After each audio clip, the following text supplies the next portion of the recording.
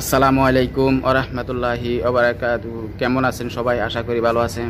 আমি আল্লাহর রহমতে ভালো আছি। আজকে জানাবো ভাই সৌদি আরবের আপডেট। যারা সৌদি আরব প্রবাসী আছেন তাদের জন্য আজকে নিউজ। করোনা সৌদিতে 27 বাংলাদেশির মৃত্যু। রিয়াদে 22 এপ্রিল করোনা ভাইরাসে আক্রান্ত হয়ে এখন পর্যন্ত সৌদি আরবে 27 জন বাংলাদেশি মৃত্যু হয়েছে বলে জানিয়েছেন দেশটির নিযুক্ত বাংলাদেশের রাষ্ট্রদূত গোলাম মসিহ। তবে এখন পর্যন্ত কতজন প্রবাসী বাংলাদেশি এই ভাইরাসে আক্রান্ত হয়েছে সেই বিষয়ে সঠিক তথ্য দেয়নি বলে জানান তিনি।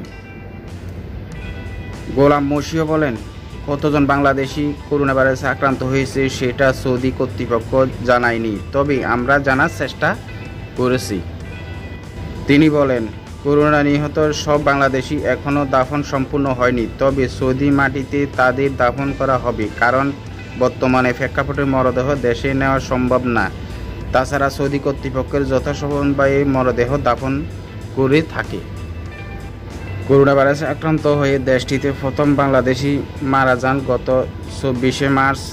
30 মার্চ দেশটির মদিনা আল জাহারা হাসপাতাল কর্তৃপক্ষ জেদ্দায় বাংলাদেশের ক্যালসুলেটেডকে তথ্য নিশ্চিত করেন।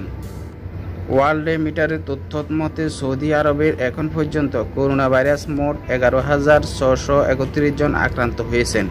এতে মারা গেছেন 109 জন।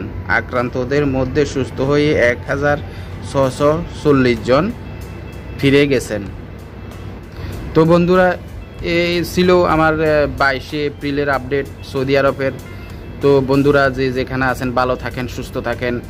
আল্লাহ হাফিজ। আসসালামু আলাইকুম ওয়া রাহমাতুল্লাহ। ভিডিওটা যদি ভালো লাগে তাহলে লাইক করবেন, কমেন্ট করবেন এবং সাবস্ক্রাইব করতে ভুলবেন না। ধন্যবাদ। আসসালামু আলাইকুম ওয়া রাহমাতুল্লাহি ওয়া বারাকাতুহু।